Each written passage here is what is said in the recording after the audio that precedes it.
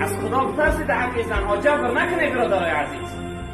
و از پدرها هم شخصیت‌های کلانتر اکوهایی که دادرات که اینجا خوب اشیار باشه خبرگیری کنید با آقا بپرسته که اینا را جبرشو نکنه دادراتون. یک بار خواهر خطتی کرد که اگر خواهر به یک انسان هم خیل کنه چند قدر دورت میاد چند قدر سختت میرسه.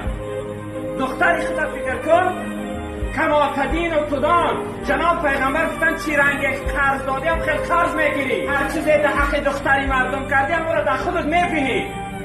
روزی میشه که دختر تا چنین ظلم میکنن، روزی میشه که دختر تا چنین جبر میکنن.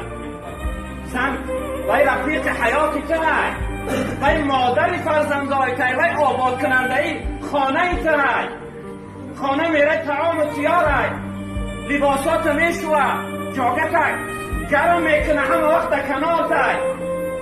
پدر و مادر همه شفر داده تای